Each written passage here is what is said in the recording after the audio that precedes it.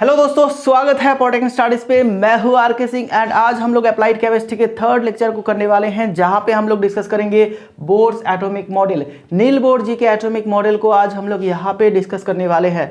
दोस्तों, previous classes में हम लोगों ने डिस्कस किए हैं Dalton's atomic theory, fundamental particle of atom जैसे कि इलेक्ट्रॉन, प्रोटॉन, न्यूट्रॉन हो गया, एंड उसके बाद हम लोगों ने डिस्कस किए हैं थॉमसन एटॉमिक मॉडल, एंड आखिर में हम लोगों ने रदरफोर्ड जी के एटॉमिक मॉडल को भी देखे हैं। तो दोस्तों चलो करते हैं क्लास को शुरू। लेकिन क्लास स्टार्ट करने से पहले जो सभी दोस्त हमारे चैनल पे पहली बार आए हैं, चैनल को प्लीज सब्सक्राइब कर लीजिए और अपने दोस्तों में क्लास को शेयर करना बिल्कुल मत भूलिएगा।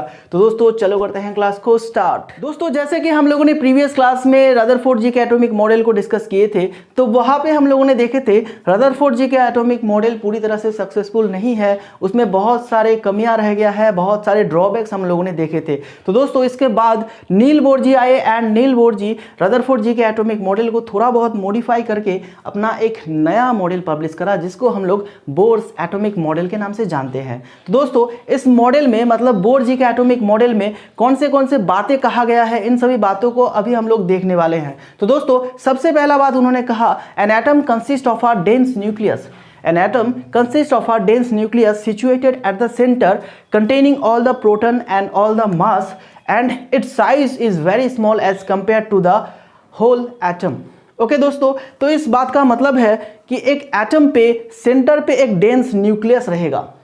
एक एटम के सेंटर पे एक डेंस न्यूक्लियस रहेगा। जैसे देखो, ये मैं पूरा एटम यहाँ पे ड्रॉ कर रहा हूँ, तो इसके सेंटर पे एक डेंस, बहुत ही घना एक न्यूक्लियस रहेगा, ठीक है। एंड इस न्यूक्लियस में सारे प्रोटॉन होंगे एंड सारे मास यहाँ पे कंसंट्रेटेड होगा। एंड इस न्यूक्लियस का जो साइज होगा दोस्तों, ये पूरे एटम की तुलना में बहुत ही छोटा होगा। तो ये था पहली बात जो नील बोर जी ने अपने एटॉमिक मॉडल में कहा। एंड दूसरी बात पे ये कहा गया है, the electron can only revolve in some selected orbits. The electron can only revolve in some selected orbits only whose angular momentum is an integral multiple of h by 2 pi। दोस्तों इसका अर्थ क्या है? बोर जी कह रहे हैं कि एक nucleus के चारों ओर इलेक्ट्रॉन सिर्फ कुछ निर्वाचित कक्षाओं में ही घूम सकते हैं, कुछ सिलेक्टेड ऑर्बिट्स में ही घूम सकते हैं, जिसमें कि घूमते वक्त इलेक्ट्रॉन का जो एंगुलर मोमेंटम होगा, वो क्या होगा? h by 2 पाई का इंटीग्रल मल्टीपल होगा, इंटीग्रल मल्टीपल। तो जैसे देखो, ये आपका न्यूक्लियस है, न्यूक्लियस के चारों ओर मान लेते हैं ये एक सिलेक्टेड ऑर्बिट है, ठीक है। तो इसमें हमारा इलेक्ट्रॉन जो है घूम रहा है, ठीक है। ओके, तो मान लेते हैं हमारा जो इलेक्ट्रॉन का जो मास है वो m है, एंड इलेक्ट्रॉन का वेलोसिटी इधर है v है, एंड जो रेडियस है दोस्तों वो क्या है? r है, ठीक है। तो इलेक्ट्रॉन का यहाँ पे एंगुलर मोमेंटम क्या होगा दोस्तों? mv/r, जो कि h बाई 2 पाई का इंटीग्रल मल्टीपल होगा। मतलब यहाँ पे अगर हम लोग n ले लेते हैं तो n क्या है दोस्तों? एक इंटीजर है, ठीक है। n एक इंटीजर है, मतलब पॉजिटिव वैल्यू, ठीक है। जैसे कि आपका 1 2 3 4 5 6, ओके, इस तरह से, ठीक है। तो यहाँ पे देखो, दूसरी बात पे जो बोर जी कह रहे हैं, न्यूक्लियस के चारों ओर इलेक्ट्रॉन सिर्फ कुछ निर्वाचित कक्षाओं में ही घूम सकते हैं, जिसमें कि घूमते वक्त इलेक्ट्रॉन का जो एंगुलर मोमेंटम होगा, मतलब mvr होगा, वो h बाई 2 पाई का इंटीग्रल मल्टीपल होगा, ठीक है। यहाँ पे जो h है दोस्तों, ये है आपका प्लांक्स कंस्टेंट, ठीक है। h है आपका प्लांक्स कंस्टेंट, ठीक है। ये है दूसरी बात। दोस्तों प्रीवियस क्लास की अगर बात करूं, रदरफोर्ड जी के एटॉमिक मॉडल में रदरफोर्ड जी कह रहे थे कि न्यूक्लियस के चारों ओर इलेक्ट्रॉन एनी सर्कुलर ऑर्बिट में घूम सकते हैं, कोई भी सर्कुलर ऑर्बिट में घूम सकते हैं। तो वो बात बिल्कुल गलत था। रदरफोर्ड जी ये कह रहे हैं कि न्यूक्लियस के चारों ओर कुछ सिलेक्टेड ऑर्बिट्स में ही सिर्फ इलेक्ट्रॉन घूम सकता है, एंड कंडीशन क्या है? उस ऑर्बिट में ही इलेक्ट्रॉन घूमेगा जिसमें कि इलेक्ट्रॉन का जो एंगुलर मोमेंटम है वो h बाई 2 पाई का क्या है? इंटीग्रल मल्टीपल है, ओके। दोस्तों तीसरी बात में ये कहा गया है, during the rotation of an electron along any selected orbit, during the rotation of an electron along any selected orbit, it does not radiate energy at all and these orbits are known as stationary orbit। दोस्तों इस बात का अर्थ ये है कि अगर कोई electron एक सिलेक्टेड ऑर्बिट के अलोंग घूम रहा है, ठीक है, अगर कोई इलेक्ट्रॉन एक सिलेक्टेड ऑर्बिट में घूम रहा है तो ये इलेक्ट्रॉन आपका कोई भी एनर्जी एमिट नहीं करेगा, कोई भी एनर्जी नहीं छोड़ेगा, ठीक है। एंड इस तरह के ऑर्बिट्स को हम लोग क्या कहेंगे दोस्तों, स्टेशनरी ऑर्बिट्स कहेंगे, ठीक है, क्योंकि इसका जो एनर्जी है, इसका एनर्जी फिक्स रहता है। कोई भी ऑर्बिट में इलेक्ट्रॉन का जो एनर्जी होता है वो फिक्स रहता है, इलेक्ट्रॉन एनर्जी को नहीं छोड़ता है, घूमते वक्त इलेक्ट्रॉन एनर्जी को नहीं छोड़ता है, जिसकी वजह से इस तरह के ऑर्बिट्स को हम लोग क्या कहेंगे दोस्तों, स्टेशनरी ऑर्बिट। ये था तीसरी बात। अब चौथी बात पे चले जाते हैं। देखो, if energy is supplied to an electron, if energy is supplied to an electron, it may jump from a lower energy level to a higher energy level by absorbing energy. Similarly, the excited electrons jump down to a lower energy level by emitting energy. इसका अर्थ क्या है दोस्तों, देखो जैसे कि यहाँ पे हम लोगों ने सिर्फ एक ही ऑर्बिट को लिए हैं, तो यहाँ पे हम लोग और एक दो ऑर्बिट को ले लेते हैं, ठीक है, तो बात को समझाने में बहुत आसानी होगा। चलो देखो, ये हमारा न्यूक्लियस है, ये मान लेते हैं पहला ऑर्बिट, एंड ये दूसरा सिलेक्टेड ऑर्बिट्स, ठीक है। तो देखो यहाँ पे इलेक्ट्रॉन हमारा घूम रहा है, यहाँ पे भी इलेक्ट्रॉन हमारा क्या कर रहा है दोस्तों, घूम रहा है, ठीक है। अब पहला ऑर्बिट का जो एनर्जी लेवल होगा दोस्तों, उसको हम लोग मान लेते हैं E1, एंड दूसरा जो एनर्जी लेवल है उसको हम लोग मान लेते हैं E2। एंड न्यूक्लियस से जितना दूर हमारा ऑर्बिट रहेगा उसका एनर्जी उतना ही ज़्यादा होगा। मतलब यहाँ पे ये क्लियर है कि हमारा E1 is less than E2, मतलब E2 ग्रेटर है एंड E1 आपका कम है, ठीक है। E2 का एनर्जी लेवल ज़्यादा है एंड E1 का एनर्जी लेवल कम है, ठीक है। अब ये कहा गया है, अगर हम लोग बाहर से इलेक्ट्रॉन को एनर्जी देते हैं, अगर हम लोग बाहर से कोई भी इलेक्ट्रॉन को एनर्जी देते हैं तो वो एनर्जी एब्जॉर्ब करके इलेक्ट्रॉन हमारा क्या हो जाएगा, एक्साइटेड हो जाएगा। मतलब इलेक्ट्रॉन में अब ज़्यादा एनर्जी आ गया है एंड इसका जो एनर्जी है E1 ये कम हो गया है, तो ये वाला इलेक्ट्रॉन क्या करेगा दोस्तों, एनर्जी को एब्जॉर्ब करने के बाद, एक्साइटेड होने के बाद वो हायर एनर्जी लेवल पे जंप करेगा, ठीक है। वो दूसरे में भी जंप कर सकते हैं, उसके बाद में भी जंप कर सकता है, डिपेंड करता है ये इलेक्ट्रॉन हमारा कितना एनर्जी एब्जॉर्ब करा है, उसका एनर्जी कितना हुआ है एब्जॉर्ब करने के बाद, उस पर डिपेंड करता है ये 2 नंबर पे जाएगा या फिर 3 नंबर पे जाएगा, ठीक है। ये है आपका पहला बात। एंड दूसरा बात ये है दोस्तों, अब ये जो एनर्जी है, ये एनर्जी को एब्जॉर्ब करके इलेक्ट्रॉन हमारा 1 नंबर से 2 नंबर पे आ गया है।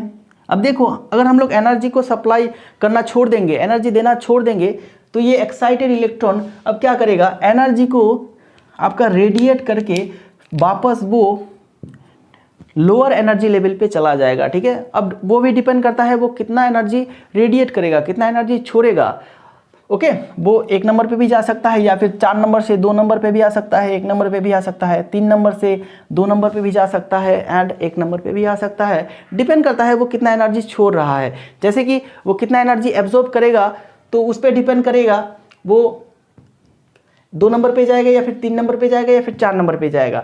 वैसे ही जितना एनर्जी छोड़ेगा उसके ऊपर डिपेंड करेगा कि वो कौन से एनर्जी लेवल से कौन से एनर्जी लेवल पे जंप करेगा, ठीक है। अभी देखो, इस एनर्जी को हम लोग कैसे लिखेंगे दोस्तों, मान लेते हैं अगर कोई इलेक्ट्रॉन E2 से, ओके, सेकेंड ऑर्बिट से फर्स्ट ऑर्बिट पे जा रहा है, तो उसका जो एनर्जी सेकेंड से फर्स्ट में जा रहा है तो एब्जॉर्ब नहीं करेगा, वो एमिट करेगा, ठीक है। तो वो कितना एनर्जी एमिट कर रहा है, उसका जो फॉर्मूला है दोस्तों, वो क्या करेंगे हम लोग, E2 माइनस E1, ठीक है। E2 माइनस E1, पहले वो E2 में था, उसके बाद जंप करके वो E1 पे चला गया है, तो E2 माइनस E1, ठीक है, सेकेंड ऑर्बिट का एनर्जी लेवल एंड माइनस आपका फर्स्ट ऑर्बिट का एनर्जी, ओके।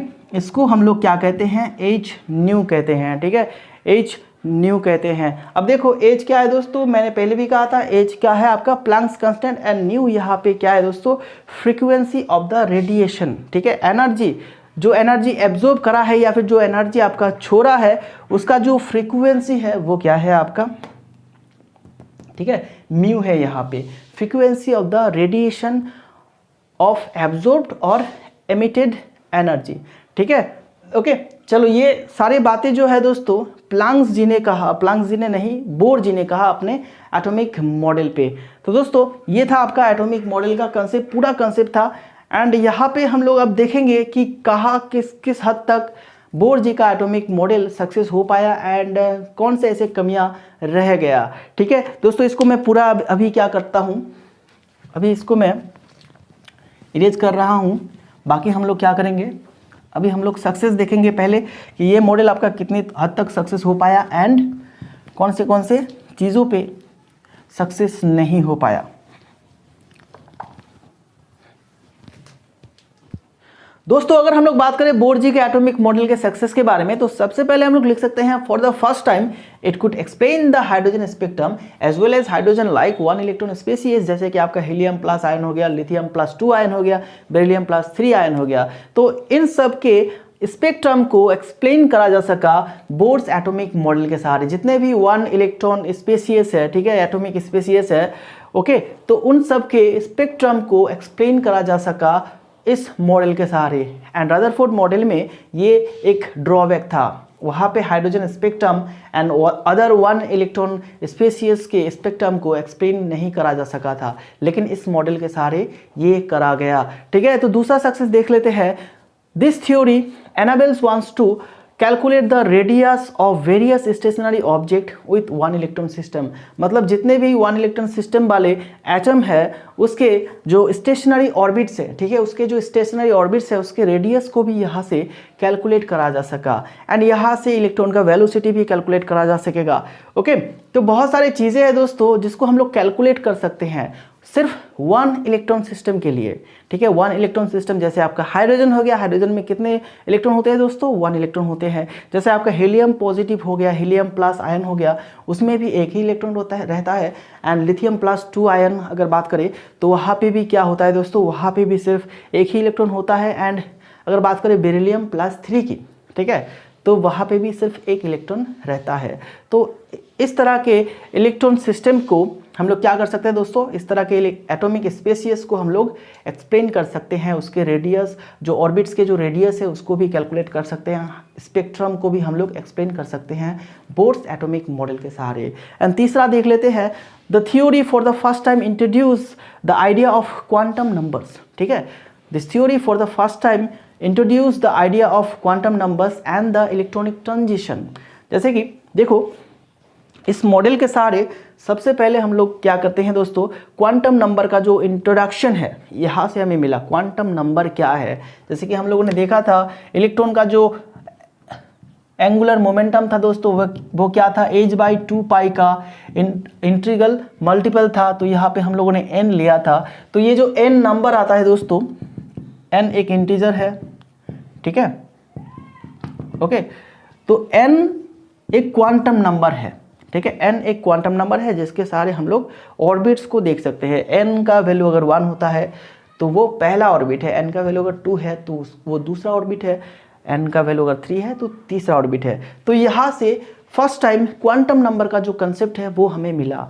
एंड इलेक्ट्रॉन का जो ट्रांजिशन होता है एक एनर्जी लेवल से दूसरे एनर्जी लेवल पे, ठीक है, उसको भी हम लोग इसी मॉडल पे पहली बार जाना। ठीक है, पहली बार जाना। तो दोस्तों ये है success of bourse atomic model. ठीक है, success of bourse atomic model. And एक और सक्सेस आप लिख सकते हैं, जैसे कि देखो इस मॉडल के सहारे हमें इलेक्ट्रॉन का अरेंजमेंट भी पता चला। ठीक है, ओके, तो अब हम लोग क्या करेंगे दोस्तों, अब हम लोग देखेंगे बोर्स एटॉमिक मॉडल के लिमिटेशंस या फिर ड्रॉबैक्स, ओके, और फेल्यूर्स। तो तीनों एक ही है बात। तो हम लोग देख लेते हैं ड्रॉबैक्स और limitations of bourse atomic model. दोस्तों बोर्स एटॉमिक मॉडल के लिमिटेशन में सबसे पहला ड्रॉबैक है, this theory could not explain the spectrum of atom और आयंस कंटेनिंग 2 और मोर देन 2 इलेक्ट्रॉन्स।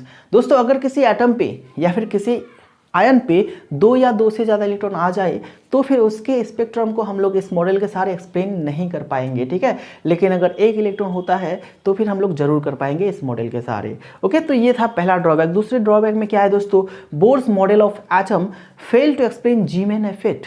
ठीक है, जीमैन नाम का एक इफेक्ट है दोस्तों, ओके, इसको भी एक्सप्लेन नहीं कर पाए। एंड तीसरा पॉइंट है आपका it also fail to explain the Stark effect. तो ये जीमेन इफेक्ट क्या है एंड स्टार्क इफेक्ट क्या है, इसको हम लोग नेक्स्ट क्लास में पढ़ेंगे, ठीक है। थोड़ा बहुत इसके बारे में भी हम लोग डिस्कस कर लेंगे, क्योंकि नेक्स्ट क्लास में हम लोग क्या करने वाले हैं, हाइड्रोजन स्पेक्ट्रम को एक्सप्लेन करने वाले हैं according to Bohr atomic model. Bohr atomic model के सहारे हम लोग हाइड्रोजन स्पेक्ट्रम को एक्सप्लेन करने वाले हैं नेक्स्ट क्लास में। तो दोस्तों आज सिर्फ आप ये याद रखिएगा कि इस मॉडल के सहारे जीमेन इफेक्ट को एक्सप्लेन नहीं करा जा सका एंड स्टार्क इफेक्ट को भी क्या एक्सप्लेन नहीं करा जा सका। एंड चौथा पॉइंट में देख लेते हैं दोस्तों, क्या कहा गया है, it violates the Heisenberg's uncertainty principle. Heisenberg के जो अनसर्टेनिटी जो प्रिंसिपल है, इसको ये वाला मॉडल वायोलेट करता है, पूरी तरह से फॉलो नहीं करता है, ठीक है। तो ये था चौथा ड्रॉबैक। एंड पांचवें में चले जाते हैं, it could not explain the spectra obtain from larger atoms, ठीक है। जो लार्जर एटम है, जो बड़े साइज के एटम है, उसके स्पेक्ट्रा को भी एक्सप्लेन नहीं करा, ठीक है। तो ये था इस मॉडल के ड्रॉबैक्स, ओके। तो ये सारे ड्रॉबैक्स अगर आप एग्जाम पे लिखते हैं तो आपको फुल मार्क्स ही मिल जाएगा, कोई बात नहीं। आपको सिर्फ 3 या 4 पॉइंट याद रखना है, 3 या 4 पॉइंट लिखना है अगर ड्रॉबैक्स पूछा जाता है तो, ठीक है।